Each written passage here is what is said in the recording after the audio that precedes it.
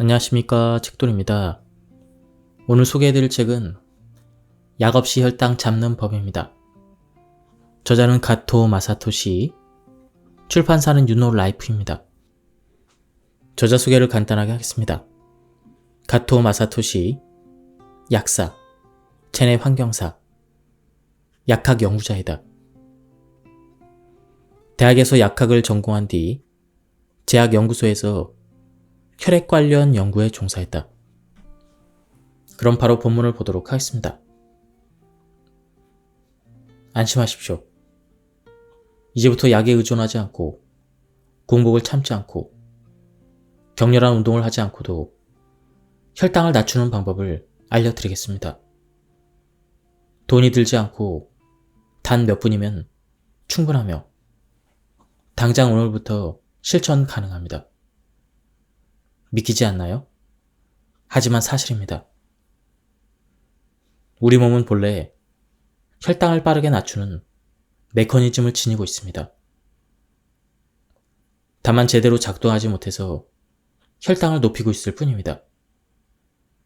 높아진 혈당을 잡으려면 우리 몸에 있던 혈당 메커니즘을 다시 작동하도록 만들기만 하면 됩니다.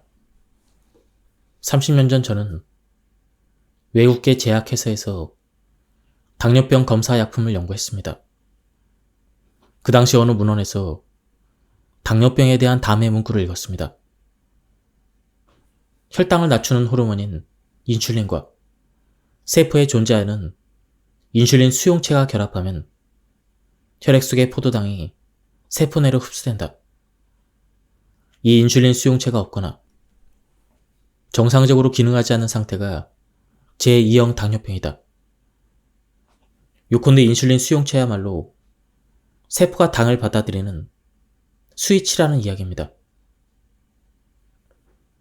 아무리 인슐린이 많아도 인슐린 수용체라는 스위치가 켜져야 비로소 혈당이 내려갑니다. 그때 저는 무릎을 탁 쳤습니다. 혈당이 지나치게 높아지는 이유는 당을 받아들이는 인슐린 수용체가 제대로 기능하지 않았기 때문이구나. 세포가 당을 받아들이는 메커니즘을 개선하면 혈당이 낮아지겠군. 당뇨병에도 걸리지 않을 테고 말이야. 그로부터 30년이 지났습니다. 혈당을 낮추는 약이나 인슐린을 분비시키는 약이 많이 나왔습니다. 당뇨병 치료제로 인슐린 주사도 사용 중이지만 인슐린 수용체의 기능을 도와 세포가 당을 잘 받아들이는 치료제는 아직 전무한 상태입니다.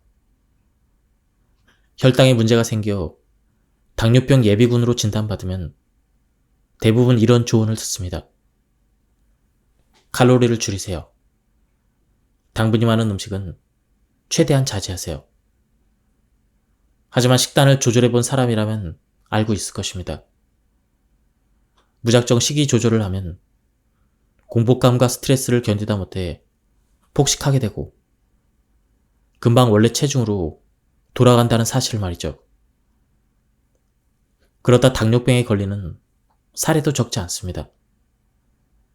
생각해보세요. 약물요법이나 식이요법이 당뇨병 치료에 그토록 효과가 있다면 왜 해마다 당뇨병 환자가 늘어날까요? 그렇습니다. 현대 당뇨병 치료법에는 중요한 무언가가 빠져 있습니다. 저는 그것이 세포가 당을 받아들이는 메커니즘이라고 생각합니다.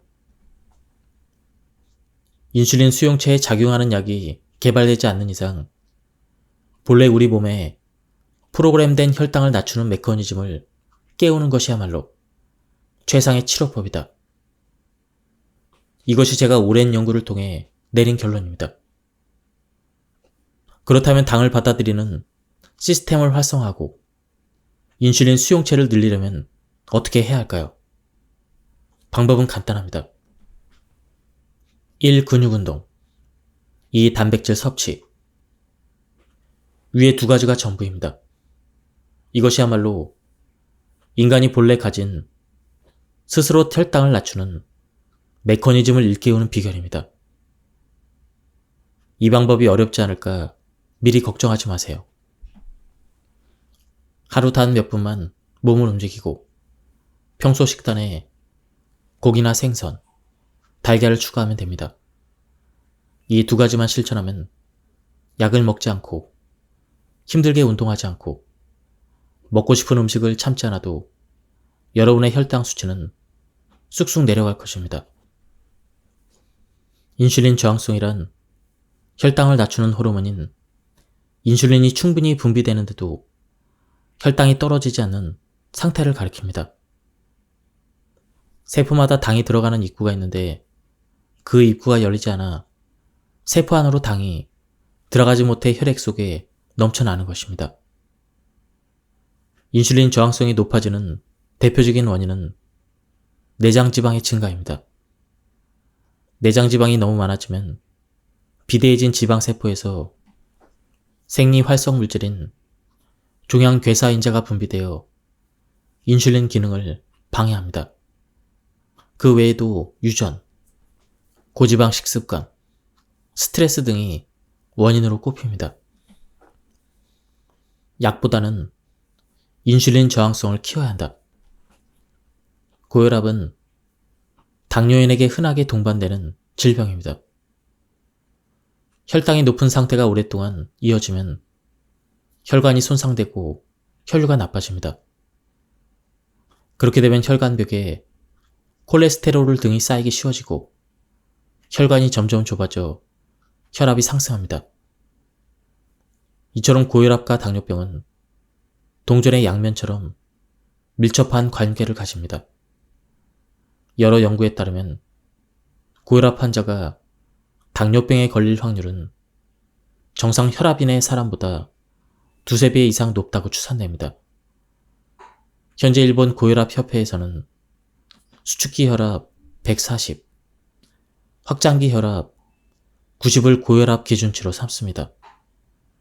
하지만 저는 수축기의 혈압이 나이 플러스 90 범위 이내라면 크게 걱정할 필요가 없다고 생각합니다. 애초에 나이나 체격, 심장 크기 등은 사람마다 천차만별인데 일률적으로 같은 기준치를 적용하기에는 맞지 않는 것입니다. 키 170cm인 건장한 30대 남성과 150cm인 왜소한 80대 여성의 혈압은 다를 수밖에 없습니다. 그런데 두 사람에게 기계적으로 동일한 기준치를 적용해서 고혈압이니 약을 복용하세요. 약물요법으로 평생 관리하세요. 이렇게 진단하면 어불성설이 되는 것입니다. 명심하세요. 혈압약은 어디까지나 혈압을 낮추게 할 뿐입니다. 고혈압 원인을 근본적으로 해결해주는 치료제가 아니라는 뜻입니다.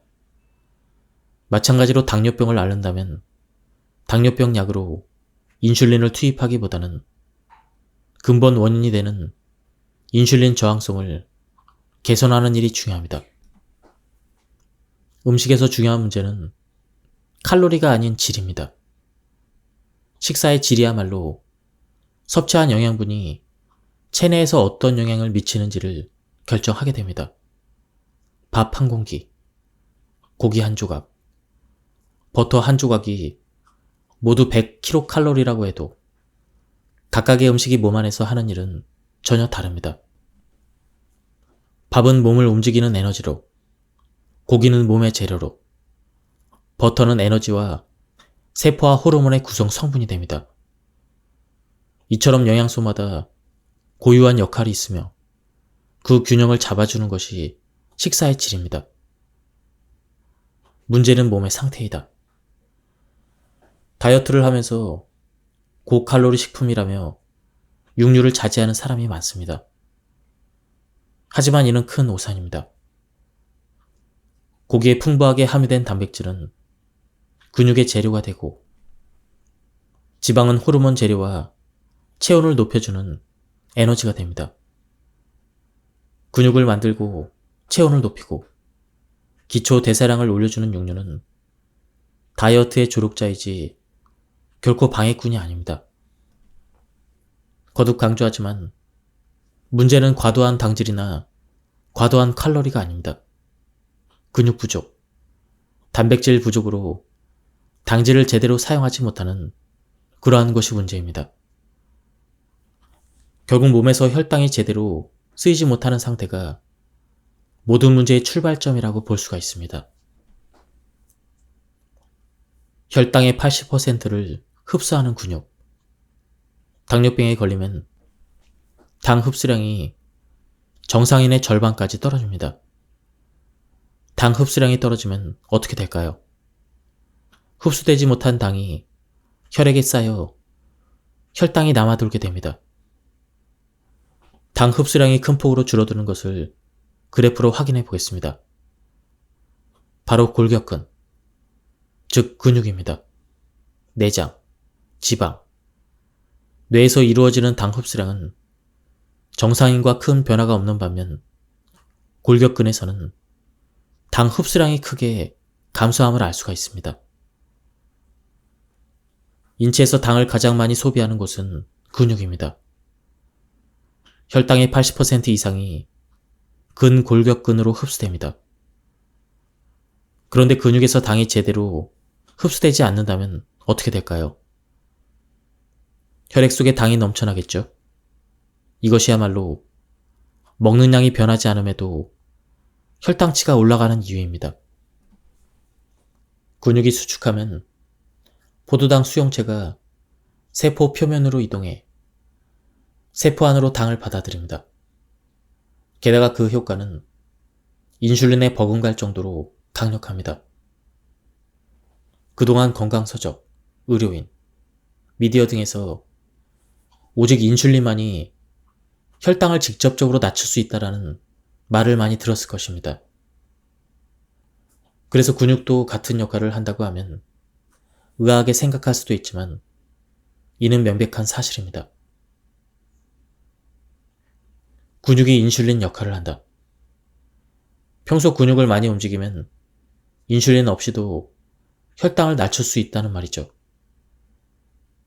실제로 근육이 증가하면 당뇨병 발병 위험이 낮아진다는 연구 결과가 있습니다. 캘리포니아 대학에서 발표한 연구에 따르면 평균 연령 41세인 13,644명의 데이터를 조사 분석했더니 근육이 많을수록 인슐린 저항성이 개선이 되며 당뇨병 발병 위험이 낮았습니다. 구체적으로 살펴보면 체중 대비 근육 비율이 10% 증가하면 인슐린 저항성 지표값이 14% 감소하고 당뇨병 발병 위험은 23% 감소하는 것으로 나타났다고 합니다. 근육이 늘어날수록 당뇨병 위험은 낮아진다는 사실이 과학적으로 입증된 셈입니다. 운동의 효과는 이뿐만이 아닙니다. 인슐린 과다 분비로 지친 췌장을 쉬게 하는 역할도 합니다. 운동으로 근육이 수축하면 세포로 당이 흡수된다고 했습니다. 그런데 운동을 중단한 뒤에도 당 흡수는 계속됩니다. 운동을 해서 당을 소모한 근육은 다시 당을 근육에 저장하기 위해 열심히 일합니다.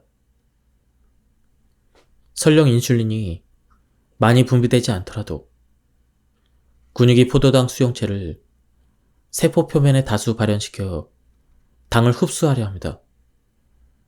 따라서 운동을 한 뒤에는 인슐린 저항성이 개선되는 효과를 기대할 수가 있습니다. 인슐린 저항성은 운동을 규칙적으로 반복할수록 개선이 됩니다. 근육이 단련될수록 포도당 수용체의 양이 늘어나 소량의 인슐린만으로도 당이 활발히 흡수되기 때문입니다. 고혈당 상태가 이어지면 췌장은 끊임없이 인슐린을 분비하게 되어 갈수록 지치고 쇠약해집니다. 췌장의 기능은 점점 떨어질 테고 그 결과 인슐린이 제대로 분비되지 않거나 최악의 경우 고갈되어 버립니다. 인슐린을 스스로 분비하지 못하게 되면 혈당이 점점 높아지고 그 종착역은 당뇨병 진단입니다. 평생 약을 복용하거나 인슐린 주사를 맞아야 할지도 모르는 것입니다. 운동이 혈당 조절에 기여하는 효과를 정리하면 다음과 같습니다. 1.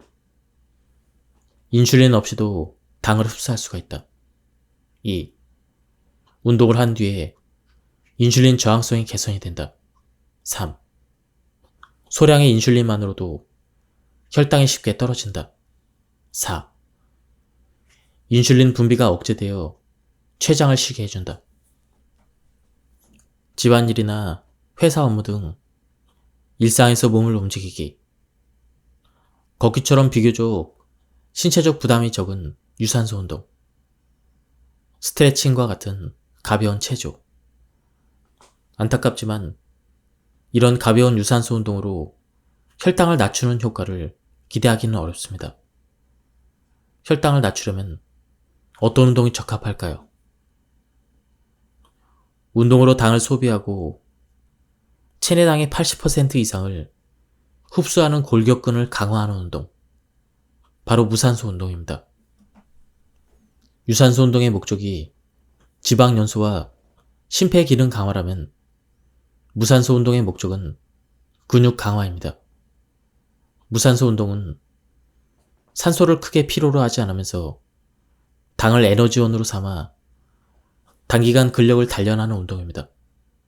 스쿼트, 팔 굽혀 펴기, 복근 운동, 등 근육 운동, 덤벨 등이 대표적입니다. 유산소 운동이라고 혈당을 내리는 효과가 전혀 없다는 말은 아닙니다. 평소 운동 습관이 전혀 없는 사람이 운동을 시작할 때는 부담이 적고 부상 위험도 낮은 유산소 운동이 좋습니다. 다만 당뇨병을 예방하고 싶다면 근육을 튼튼하게 단련해주는 과정이 필요합니다. 단순히 산책하고 몸을 많이 움직인다고 해서 근육이 발달하지는 않으니까요. 혈당이 높은 사람이 병원을 찾으면 의사는 종종 이렇게 조언합니다. 되도록 많이 걸으세요. 저라면 여기에 다음의 말을 덧붙이겠습니다. 천천히 걸으면 효과가 적으니 다소 숨이 차일 만큼 빨리 걸으세요. 그리고 체력이 어느 정도 올라왔다 싶으면 근력 운동을 추가하세요. 알다시피 천천히 걷기는 일상 동작입니다. 이것으로 근육을 강화하는 효과는 기대하기 어렵습니다. 하지만 다소 숨이 찰 만큼 빨리 걷거나 계단 또는 오르막길을 올라간다면 허벅지나 종아리 근육이 자극을 받아 단련이 됩니다. 운동을 꾸준히 해도 근육이 감소할 때는 바로 단백질이 부족할 때입니다. 단백질은 인체에서 가장 중요한 영양소입니다. 몸을 움직이는 에너지가 되고 몸을 구성하는 주요 재료가 되기 때문입니다. 그렇다면 우리 몸에서 가장 많은 단백질을 필요로 하는 곳이 어딜까요? 바로 골격근입니다. 인체가 보유한 단백질 중 골격근이 가져가는 비중이 50에서 70%에 달한다고 합니다. 그렇게 골격근이 가져간 단백질은 매일매일 분해와 합성을 반복하는데요. 만일 음식으로 섭취하는 단백질이 부족해지면 합성되는 근육보다 분해되는 근육이 많아서 근육이 점점 줄어들게 될 것입니다. 근육을 키우는 보드빌더들은 하루에도 몇 번씩 육류나 프로틴 등으로 단백질을 섭취합니다. 고강도 트레이닝으로 파괴된 근소염을 복구하는 동시에 분해되는 근육보다 합성되는 근육을 늘리기 위해서입니다. 단백질은 근육의 재료가 되니까요. 단백질 섭취는 고기와 달걀로, 안타깝게도 채소와 생선만으로는 하루에 필요한 단백질을 충분히 섭취하지 못합니다. 단백질에는 고기나 달걀에 들어있는 동물성 단백질과 채소나 콩에 들어있는 식물성 단백질로 나뉩니다. 그중 체내에 더욱 효율적으로 흡수되는 단백질은 동물성 단백질입니다. 단백질을 구성하는 아미노산은 총 20가지가 있는데 그 중에 9종류는 체내에서 만들어지지 않으므로 반드시 음식으로 섭취해야 합니다. 이를 필수 아미노산이라고 부르는데 동물성 단백질은 필수 아미노산을 풍부하게 함유합니다. 그러므로 고기나 달걀을 먹으면 단백질의 체내 흡수율이 높아져 근육을 키우기에 적합해지는 것입니다. 생선 역시 동물성 단백질이지만 고기에 비해서 섭취 가능한 부위가 적어 충분한 양을 섭취하기가 어렵습니다. 물론 콩이나 채소 같은 식물성 단백질과 비교한다면 필수 아미노산 함량이 높다고 할 수 있습니다. 정리하자면 근육을 유지하고 강화하고자 단백질을 섭취한다면 고기와 달걀이 가장 좋고 그 다음으로 생선과 콩이 좋습니다. 채소는 부차적인 재료 정도로 생각하시면 됩니다. 몸에 좋은 음식을 찾다가 오히려 단백질 섭취량이 떨어지는 경우가 많습니다.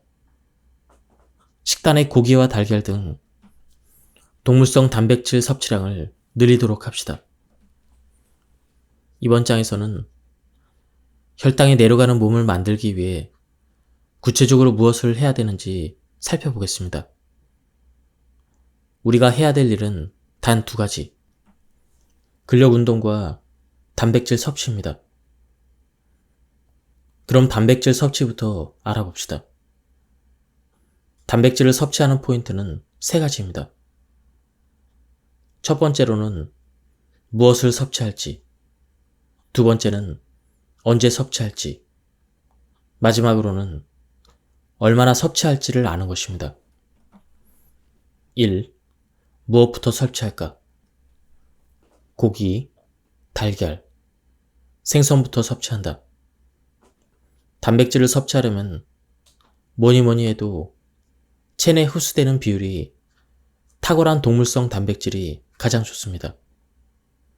고기를 먹는다면 본인이 선호하는 종류를 선택하면 됩니다. 2. 언제 섭취해야 하나? 가급적 매 끼니마다 충분히 섭취한다. 눈에 보이지 않지만 우리 몸 안에서 단백질은 끊임없이 분해와 합성을 반복합니다. 건강을 유지하려면 분해와 합성의 균형을 이루어야 되는데 단백질 섭취가 부족해지면 분해만 증가하므로 몸의 균형이 깨집니다. 따라서 평소 음식으로 단백질을 자주 보충해줘서 합성이 잘 이루어지도록 만들 필요가 있습니다. 3. 얼마나 섭취해야 할까? 체중 곱하기 1g. 그렇다면 단백질의 1일 섭취 기준은 어떻게 될까요? 체중이 50kg이라면 단백질은 50g 이상이며 매일 운동을 하는 경우라면 체중 곱하기 1.5에서 2g이 이상적입니다. 그렇다면 어떤 식재료에 얼마나 단백질이 함유되어 있을까요? 참고로 단백질 10g을 섭취하는데 달걀 1개 반, 그리고 고기는 손가락으로 엄지와 검지를 동그랗게 만들어서 나올 수 있는 크기의 분량 정도가 됩니다. 식전에는 식초 칵테일. 저는 평소 커피와 녹차를 즐겨 마십니다. 딱히 혈당 관리를 위해서 마시는 것은 아니고 혈당 관리를 위해 마시는 음료는 따로 있습니다. 바로 식초 칵테일입니다. 노트르담 세이신 여자대학과 구라시키 중앙병원의 연구팀에 따르면 커피나 녹차처럼 식초도 식후의 혈당 상승을 억제하는 효과가 있다고 합니다. 그래서 저는 식전이나 식사 중에 식초를 탄 물을 자주 마시는 편입니다. 초무침 같은 요리에 식초를 곁들이는 것도 좋지만 제대로 효과를 보려면 한 큰술 정도를 섭취해야 합니다. 아무래도 한꺼번에 마시는 편이 가장 좋지만 식초를 그대로 마시기는 어렵습니다. 그래서 저는 식초 칵테일을 만들어 식전주처럼 마시고 있습니다. 혈압 상승을 억제하는 저만의 식초 칵테일을 만드는 법을 알려드리겠습니다. 먼저 오렌지 주스 한 컵을 유리컵에 담습니다. 그리고 식초 한 큰술을 그 속에 넣습니다. 그리고 취향에 따라 후추를 조금 넣어서 잘 젓습니다. 그러면 완성입니다.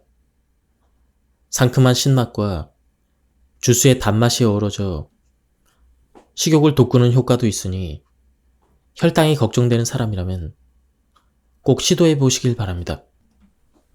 낫또에도 혈당 상승을 억제하는 효과가 있습니다.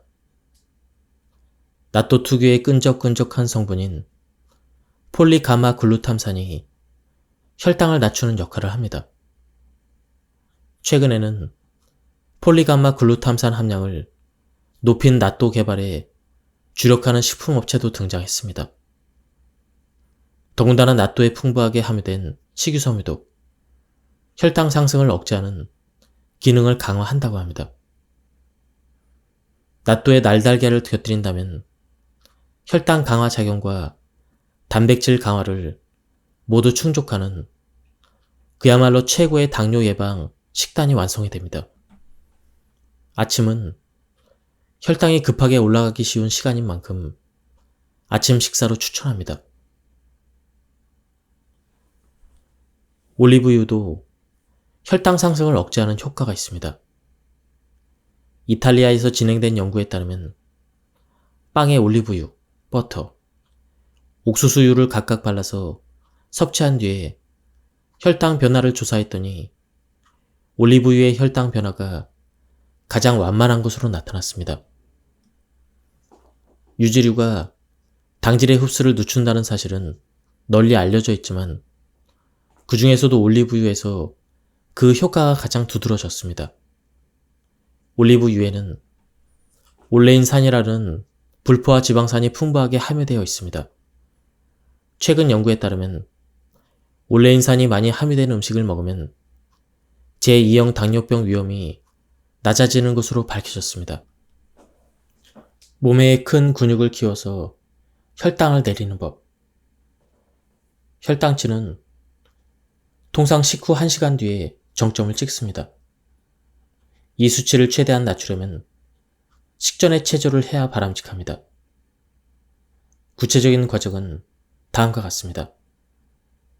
식전에 미리 근육을 움직여 근육에 쌓인 혈당을 어느 정도 소모해버립니다. 그렇게 되면 근육이 혈당을 받아들이는 통로를 열어도 식후에 혈당이 급격히 상승하는 일을 어느 정도 막을 수가 있습니다. 총 시간은 5분 이내로 한다. 혈당을 낮추기 위한 체조에 많은 시간을 할애할 필요는 없습니다. 근육에 충분히 힘이 들어가기만 해도 소개의 목적을 달성하는 셈이니까요. 효율적으로 근육에 부담을 주는 데는 단 5분으로도 충분합니다. 하루하루 바쁜 현대인들은 운동에 많은 시간을 내기가 어렵습니다. 장기간 소요되는 일을 습관화하려면 웬만한 의지로는 어림도 없습니다. 정말 좋아해서 하는 일이 아니라면 작심삼일로 끝나기가 쉽습니다. 양치질이나 목욕처럼 일상에서 당연하게 지속하는 습관을 만들려면 짧은 시간에 가능해야 합니다. 여기서 소개하는 가토식 체조는 하루에 단 5분, 근육에 무리가 가지 않는 프로그램부터 시작합니다. 혈당을 낮추려면 매일 스쿼트를 꾸준히 하는 것으로도 효과를 기대할 수가 있습니다. 처음에는 초, 횟수, 세트를 점차 늘리기를 목표로 하세요. 이를 습관화하면 자신도 모르는 사이에 혈당이 잘 내려가는 몸으로 변해갈 것입니다. 적은 횟수로 시작해도 좋습니다. 어쩌다가 생각나서 열심히 하기보다는 매일 부담이 없는 강도로 꾸준히 하기를 권장합니다. 이제부터 소개하는 체조를 모두 완벽하게 연습하기가 버거운 사람도 있을 것입니다. 그럴 때는 부담이 되지 않는 선에서 시작하시길 바랍니다. 다리를 1cm만 올려도 괜찮습니다. 운동 자세를 단 몇 초만 유지해도 괜찮습니다. 어쨌든 매일 꾸준히 하세요. 일반적으로 운동 효과는 이틀을 넘지 않습니다. 모처럼 열심히 운동을 했는데 도중에 쉬어버리면 그동안 노력이 헛수고가 되고 맙니다. 양치질처럼 매일 자동으로 몸이 움직이는 일과가 된다면 대성공입니다. 계속 하다 보면 다리를 올리는 높이가 1mm 올라가고 유지하는 시간도 1초씩 길어집니다. 이런 식으로 점차 강도와 시간, 횟수를 늘려보세요. 그러다 보면 혈당치는 덩달아 개선되어 갈 것입니다. 체조 1. 1번 슈퍼맨. 몸 뒤쪽 큰 근육을 단련하는 운동입니다. 1. 바닥에 엎드려 양손은 머리 위로, 양발은 뒤로 뻗는다. 팔, 다리는 각각 어깨 너비보다 약간 넓게 벌린다. 2. 양손과 양발을 바닥에서 천천히 들어 올린다. 얼굴은 자연스럽게 아래로 향한다. 한계치까지 올렸으면 그대로 호흡하며 1분간 유지한다. 1분이 어렵다면 5초만 해도 괜찮습니다. 매일 1초, 일주일마다 10초씩 늘려나가세요. 지금까지 이 책에 대한 리뷰를 모두 마쳤습니다. 제가 발췌 요약해서 설명드렸기 때문에 맥락이 많이 끊겼습니다. 한번 책을 구해서 읽어보실 것을 추천드립니다. 여기서 리뷰를 마치도록 하겠습니다. 감사합니다. 안녕하십니까, 책돌입니다. 오늘 소개해드릴 책은 약 없이 혈당 잡는 법입니다. 저자는 가토 마사토시, 출판사는 유노라이프입니다. 저자 소개를 간단하게 하겠습니다. 가토 마사토시, 약사, 체내 환경사, 약학 연구자이다. 대학에서 약학을 전공한 뒤 제약연구소에서 혈액 관련 연구에 종사했다.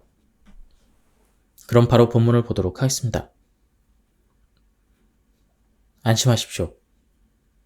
이제부터 약에 의존하지 않고 공복을 참지 않고 격렬한 운동을 하지 않고도 혈당을 낮추는 방법을 알려드리겠습니다. 돈이 들지 않고 단 몇 분이면 충분하며 당장 오늘부터 실천 가능합니다. 믿기지 않나요? 하지만 사실입니다. 우리 몸은 본래 혈당을 빠르게 낮추는 메커니즘을 지니고 있습니다. 다만 제대로 작동하지 못해서 혈당을 높이고 있을 뿐입니다.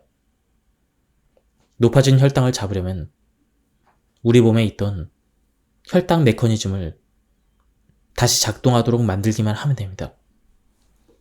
30년 전 저는 외국계 제약회사에서 당뇨병 검사 약품을 연구했습니다. 그 당시 어느 문헌에서 당뇨병에 대한 담의 문구를 읽었습니다. 혈당을 낮추는 호르몬인 인슐린과 세포에 존재하는 인슐린 수용체가 결합하면 혈액 속의 포도당이 세포 내로 흡수된다. 이 인슐린 수용체가 없거나 정상적으로 기능하지 않는 상태가 제2형 당뇨병이다. 요컨대 인슐린 수용체야말로 세포가 당을 받아들이는 스위치라는 이야기입니다. 아무리 인슐린이 많아도 인슐린 수용체라는 스위치가 켜져야 비로소 혈당이 내려갑니다. 그때 저는 무릎을 탁 쳤습니다.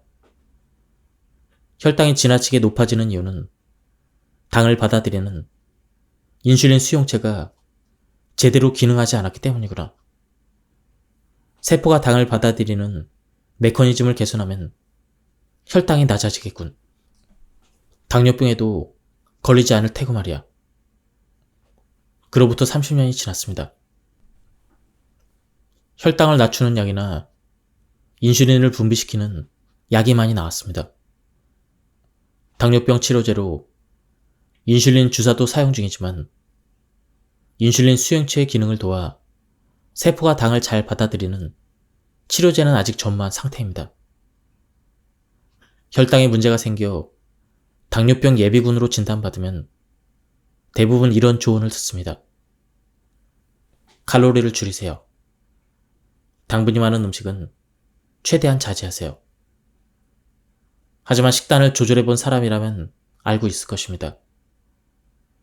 무작정 식이 조절을 하면 공복감과 스트레스를 견디다 못해 폭식하게 되고 금방 원래 체중으로 돌아간다는 사실을 말이죠. 그러다 당뇨병에 걸리는 사례도 적지 않습니다. 생각해보세요. 약물요법이나 식이요법이 당뇨병 치료에 그토록 효과가 있다면 왜 해마다 당뇨병 환자가 늘어날까요? 그렇습니다. 현대 당뇨병 치료법에는 중요한 무언가가 빠져 있습니다. 저는 그것이 세포가 당을 받아들이는 메커니즘이라고 생각합니다. 인슐린 수용체에 작용하는 약이 개발되지 않는 이상 본래 우리 몸에 프로그램된 혈당을 낮추는 메커니즘을 깨우는 것이야말로 최상의 치료법이다. 이것이 제가 오랜 연구를 통해 내린 결론입니다. 그렇다면 당을 받아들이는 시스템을 활성화하고 인슐린 수용체를 늘리려면 어떻게 해야 할까요? 방법은 간단합니다. 1. 근육운동 2. 단백질 섭취 위의 두 가지가 전부입니다. 이것이야말로 인간이 본래 가진 스스로 혈당을 낮추는 메커니즘을 일깨우는 비결입니다. 이 방법이 어렵지 않을까 미리 걱정하지 마세요. 하루 단 몇 분만 몸을 움직이고 평소 식단에 고기나 생선, 달걀을 추가하면 됩니다. 이 두 가지만 실천하면 약을 먹지 않고 힘들게 운동하지 않고 먹고 싶은 음식을 참지 않아도 여러분의 혈당 수치는 쑥쑥 내려갈 것입니다. 인슐린 저항성이란 혈당을 낮추는 호르몬인 인슐린이 충분히 분비되는데도 혈당이 떨어지지 않는 상태를 가리킵니다.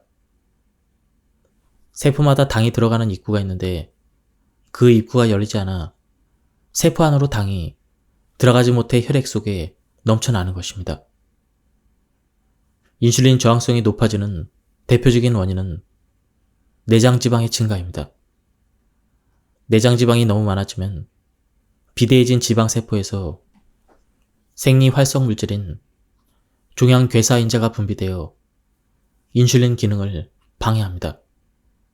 그 외에도 유전, 고지방 식습관, 스트레스 등이 원인으로 꼽힙니다.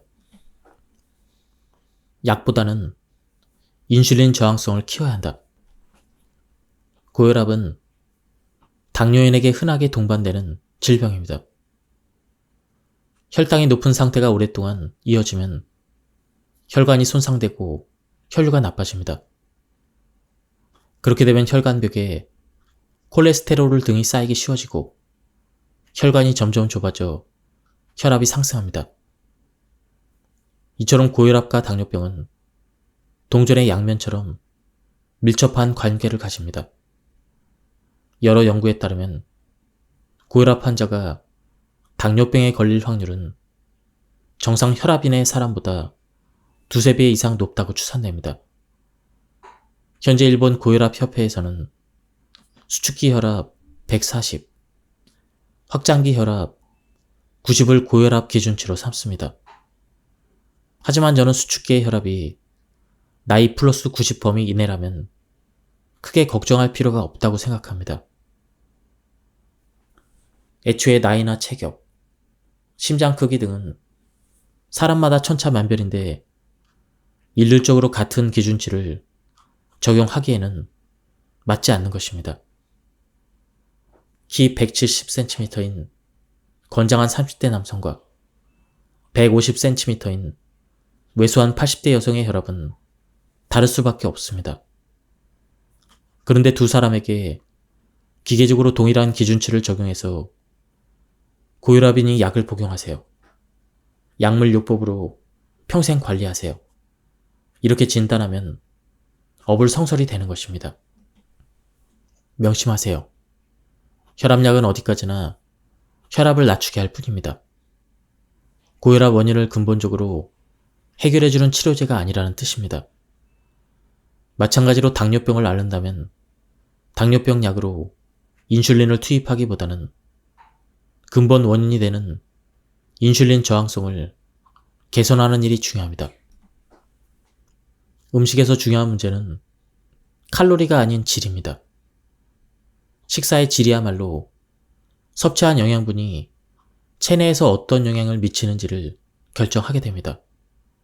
밥 한 공기, 고기 한 조각, 버터 한 조각이 모두 100kcal라고 해도 각각의 음식이 몸 안에서 하는 일은 전혀 다릅니다. 밥은 몸을 움직이는 에너지로, 고기는 몸의 재료로, 버터는 에너지와 세포와 호르몬의 구성 성분이 됩니다. 이처럼 영양소마다 고유한 역할이 있으며 그 균형을 잡아주는 것이 식사의 질입니다. 문제는 몸의 상태이다. 다이어트를 하면서 고칼로리 식품이라며 육류를 자제하는 사람이 많습니다. 하지만 이는 큰 오산입니다. 고기에 풍부하게 함유된 단백질은 근육의 재료가 되고, 지방은 호르몬 재료와 체온을 높여주는 에너지가 됩니다. 근육을 만들고 체온을 높이고 기초 대사량을 올려주는 육류는 다이어트의 조력자이지 결코 방해꾼이 아닙니다. 거듭 강조하지만 문제는 과도한 당질이나 과도한 칼로리가 아닙니다. 근육 부족, 단백질 부족으로 당질을 제대로 사용하지 못하는 그러한 것이 문제입니다. 결국 몸에서 혈당이 제대로 쓰이지 못하는 상태가 모든 문제의 출발점이라고 볼 수가 있습니다. 혈당의 80%를 흡수하는 근육. 당뇨병에 걸리면 당 흡수량이 정상인의 절반까지 떨어집니다. 당 흡수량이 떨어지면 어떻게 될까요? 흡수되지 못한 당이 혈액에 쌓여 혈당이 남아돌게 됩니다. 당 흡수량이 큰 폭으로 줄어드는 것을 그래프로 확인해 보겠습니다. 바로 골격근, 즉 근육입니다. 내장, 지방, 뇌에서 이루어지는 당 흡수량은 정상인과 큰 변화가 없는 반면 골격근에서는 당 흡수량이 크게 감소함을 알 수가 있습니다. 인체에서 당을 가장 많이 소비하는 곳은 근육입니다. 혈당의 80% 이상이 근골격근으로 흡수됩니다. 그런데 근육에서 당이 제대로 흡수되지 않는다면 어떻게 될까요? 혈액 속에 당이 넘쳐나겠죠? 이것이야말로 먹는 양이 변하지 않음에도 혈당치가 올라가는 이유입니다. 근육이 수축하면 포도당 수용체가 세포 표면으로 이동해 세포 안으로 당을 받아들입니다. 게다가 그 효과는 인슐린에 버금갈 정도로 강력합니다. 그동안 건강서적, 의료인, 미디어 등에서 오직 인슐린만이 혈당을 직접적으로 낮출 수 있다라는 말을 많이 들었을 것입니다. 그래서 근육도 같은 역할을 한다고 하면 의아하게 생각할 수도 있지만 이는 명백한 사실입니다. 근육이 인슐린 역할을 한다. 평소 근육을 많이 움직이면 인슐린 없이도 혈당을 낮출 수 있다는 말이죠. 실제로 근육이 증가하면 당뇨병 발병 위험이 낮아진다는 연구 결과가 있습니다. 캘리포니아 대학에서 발표한 연구에 따르면 평균 연령 41세인 13,644명의 데이터를 조사 분석했더니 근육이 많을수록 인슐린 저항성이 개선이 되며 당뇨병 발병 위험이 낮았습니다. 구체적으로 살펴보면 체중 대비 근육 비율이 10% 증가하면 인슐린 저항성 지표값이 14% 감소하고 당뇨병 발병 위험은 23% 감소하는 것으로 나타났다고 합니다. 근육이 늘어날수록 당뇨병 위험은 낮아진다는 사실이 과학적으로 입증된 셈입니다. 운동의 효과는 이뿐만이 아닙니다. 인슐린 과다 분비로 지친 췌장을 쉬게 하는 역할도 합니다.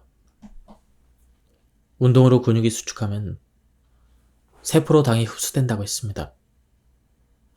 그런데 운동을 중단한 뒤에도 당 흡수는 계속됩니다.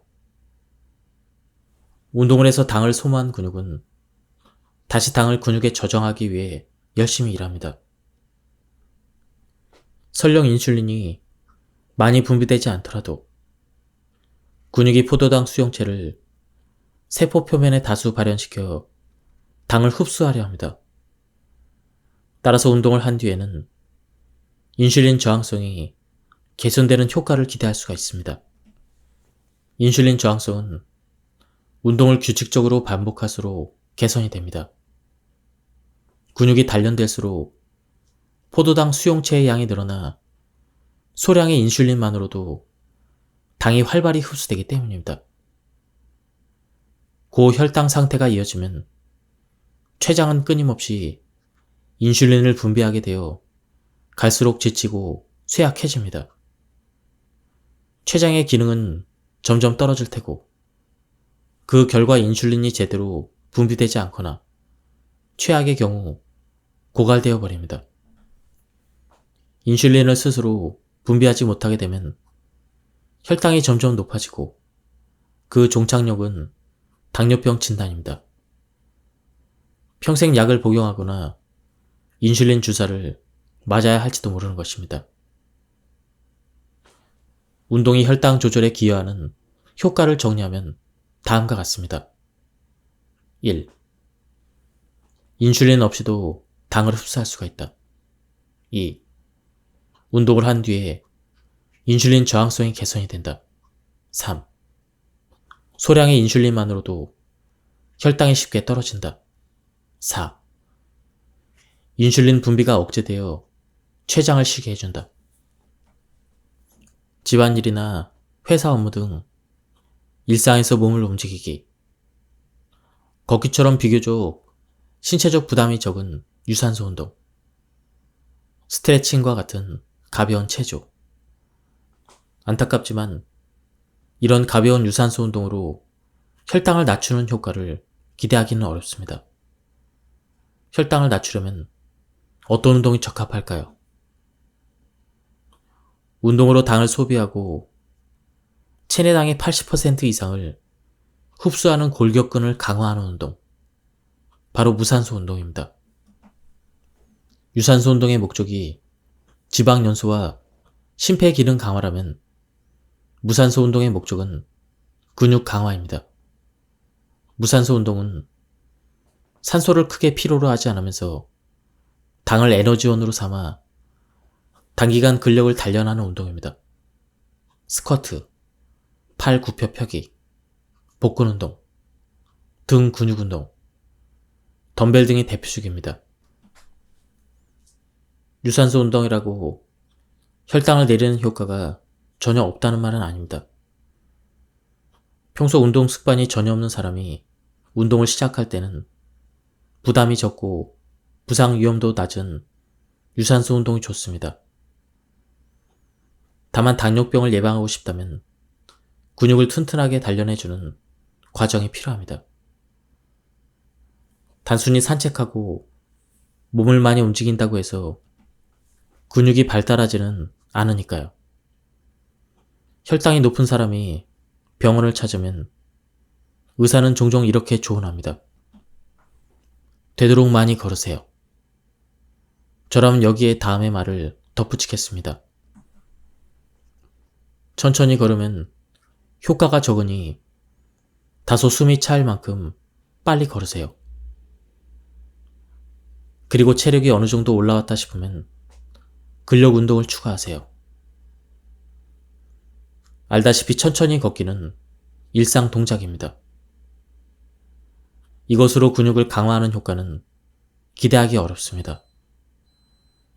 하지만 다소 숨이 찰 만큼 빨리 걷거나 계단 또는 오르막길을 올라간다면 허벅지나 종아리 근육이 자극을 받아 단련이 됩니다. 운동을 꾸준히 해도 근육이 감소할 때는 바로 단백질이 부족할 때입니다. 단백질은 인체에서 가장 중요한 영양소입니다. 몸을 움직이는 에너지가 되고 몸을 구성하는 주요 재료가 되기 때문입니다. 그렇다면 우리 몸에서 가장 많은 단백질을 필요로 하는 곳이 어딜까요? 바로 골격근입니다. 인체가 보유한 단백질 중 골격근이 가져가는 비중이 50에서 70%에 달한다고 합니다. 그렇게 골격근이 가져간 단백질은 매일매일 분해와 합성을 반복하는데요. 만일 음식으로 섭취하는 단백질이 부족해지면 합성되는 근육보다 분해되는 근육이 많아서 근육이 점점 줄어들게 될 것입니다. 근육을 키우는 보드빌더들은 하루에도 몇 번씩 육류나 프로틴 등으로 단백질을 섭취합니다. 고강도 트레이닝으로 파괴된 근소염을 복구하는 동시에 분해되는 근육보다 합성되는 근육을 늘리기 위해서입니다. 단백질은 근육의 재료가 되니까요. 단백질 섭취는 고기와 달걀로, 안타깝게도 채소와 생선만으로는 하루에 필요한 단백질을 충분히 섭취하지 못합니다. 단백질에는 고기나 달걀에 들어있는 동물성 단백질과 채소나 콩에 들어있는 식물성 단백질로 나뉩니다. 그중 체내에 더욱 효율적으로 흡수되는 단백질은 동물성 단백질입니다. 단백질을 구성하는 아미노산은 총 20가지가 있는데 그 중에 9종류는 체내에서 만들어지지 않으므로 반드시 음식으로 섭취해야 합니다. 이를 필수 아미노산이라고 부르는데 동물성 단백질은 필수 아미노산을 풍부하게 함유합니다. 그러므로 고기나 달걀을 먹으면 단백질의 체내 흡수율이 높아져 근육을 키우기에 적합해지는 것입니다. 생선 역시 동물성 단백질이지만 고기에 비해서 섭취 가능한 부위가 적어 충분한 양을 섭취하기가 어렵습니다. 물론 콩이나 채소 같은 식물성 단백질과 비교한다면 필수 아미노산 함량이 높다고 할 수 있습니다. 정리하자면 근육을 유지하고 강화하고자 단백질을 섭취한다면 고기와 달걀이 가장 좋고 그 다음으로 생선과 콩이 좋습니다. 채소는 부차적인 재료 정도로 생각하시면 됩니다. 몸에 좋은 음식을 찾다가 오히려 단백질 섭취량이 떨어지는 경우가 많습니다. 식단에 고기와 달걀 등 동물성 단백질 섭취량을 늘리도록 합시다. 이번 장에서는 혈당이 내려가는 몸을 만들기 위해 구체적으로 무엇을 해야 되는지 살펴보겠습니다. 우리가 해야 될 일은 단 2가지. 근력 운동과 단백질 섭취입니다. 그럼 단백질 섭취부터 알아봅시다. 단백질을 섭취하는 포인트는 3가지입니다. 첫 번째로는 무엇을 섭취할지, 두 번째는 언제 섭취할지, 마지막으로는 얼마나 섭취할지를 아는 것입니다. 1. 무엇부터 섭취할까? 고기, 달걀, 생선부터 섭취한다. 단백질을 섭취하려면 뭐니 해도 체내 흡수되는 비율이 탁월한 동물성 단백질이 가장 좋습니다. 고기를 먹는다면 본인이 선호하는 종류를 선택하면 됩니다. 2. 언제 섭취해야 하나? 가급적 매 끼니마다 충분히 섭취한다. 눈에 보이지 않지만 우리 몸 안에서 단백질은 끊임없이 분해와 합성을 반복합니다. 건강을 유지하려면 분해와 합성의 균형을 이루어야 되는데 단백질 섭취가 부족해지면 분해만 증가하므로 몸의 균형이 깨집니다. 따라서 평소 음식으로 단백질을 자주 보충해줘서 합성이 잘 이루어지도록 만들 필요가 있습니다. 3. 얼마나 섭취해야 할까? 체중 곱하기 1g. 그렇다면 단백질의 1일 섭취 기준은 어떻게 될까요? 체중이 50kg이라면 단백질은 50g 이상이며 매일 운동을 하는 경우라면 체중 곱하기 1.5에서 2g이 이상적입니다. 그렇다면 어떤 식재료에 얼마나 단백질이 함유되어 있을까요? 참고로 단백질 10g을 섭취하는데 달걀 1개 반, 그리고 고기는 손가락으로 엄지와 검지를 동그랗게 만들어서 나올 수 있는 크기의 분량 정도가 됩니다. 식전에는 식초 칵테일. 저는 평소 커피와 녹차를 즐겨 마십니다. 딱히 혈당 관리를 위해서 마시는 것은 아니고 혈당 관리를 위해 마시는 음료는 따로 있습니다. 바로 식초 칵테일입니다.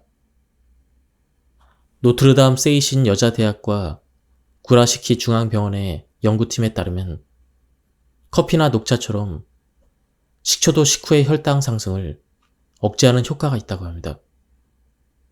그래서 저는 식전이나 식사 중에 식초를 탄 물을 자주 마시는 편입니다.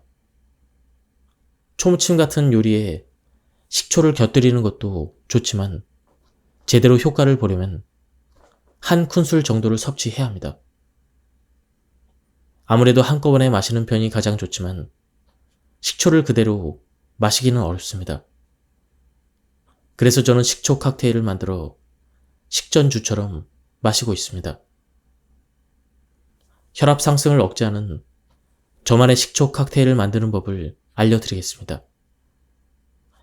먼저 오렌지 주스 1컵을 유리컵에 담습니다. 그리고 식초 1큰술을 그 속에 넣습니다. 그리고 취향에 따라 후추를 조금 넣어서 잘 젓습니다. 그러면 완성입니다. 상큼한 신맛과 주스의 단맛이 어우러져 식욕을 돋구는 효과도 있으니 혈당이 걱정되는 사람이라면 꼭 시도해 보시길 바랍니다. 나또에도 혈당 상승을 억제하는 효과가 있습니다. 나또 특유의 끈적끈적한 성분인 폴리가마 글루탐산이 혈당을 낮추는 역할을 합니다. 최근에는 폴리가마 글루탐산 함량을 높인 나또 개발에 주력하는 식품업체도 등장했습니다. 더군다나 나또에 풍부하게 함유된 식이섬유도 혈당 상승을 억제하는 기능을 강화한다고 합니다.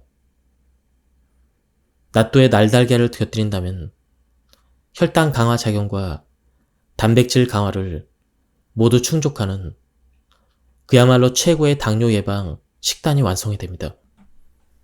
아침은 혈당이 급하게 올라가기 쉬운 시간인 만큼 아침 식사로 추천합니다. 올리브유도 혈당 상승을 억제하는 효과가 있습니다. 이탈리아에서 진행된 연구에 따르면 빵에 올리브유, 버터, 옥수수유를 각각 발라서 섭취한 뒤에 혈당 변화를 조사했더니 올리브유의 혈당 변화가 가장 완만한 것으로 나타났습니다. 유지류가 당질의 흡수를 늦춘다는 사실은 널리 알려져 있지만 그 중에서도 올리브유에서 그 효과가 가장 두드러졌습니다. 올리브유에는 올레인산이라는 불포화 지방산이 풍부하게 함유되어 있습니다. 최근 연구에 따르면 올레인산이 많이 함유된 음식을 먹으면 제2형 당뇨병 위험이 낮아지는 것으로 밝혀졌습니다. 몸에 큰 근육을 키워서 혈당을 내리는 법. 혈당치는 통상 식후 1시간 뒤에 정점을 찍습니다. 이 수치를 최대한 낮추려면 식전에 체조를 해야 바람직합니다. 구체적인 과정은 다음과 같습니다. 식전에 미리 근육을 움직여 근육에 쌓인 혈당을 어느 정도 소모해버립니다. 그렇게 되면 근육이 혈당을 받아들이는 통로를 열어도 식후에 혈당이 급격히 상승하는 일을 어느 정도 막을 수가 있습니다. 총 시간은 5분 이내로 한다. 혈당을 낮추기 위한 체조에 많은 시간을 할애할 필요는 없습니다. 근육에 충분히 힘이 들어가기만 해도 소개의 목적을 달성하는 셈이니까요. 효율적으로 근육에 부담을 주는 데는 단 5분으로도 충분합니다. 하루하루 바쁜 현대인들은 운동에 많은 시간을 내기가 어렵습니다. 장기간 소요되는 일을 습관화하려면 웬만한 의지로는 어림도 없습니다.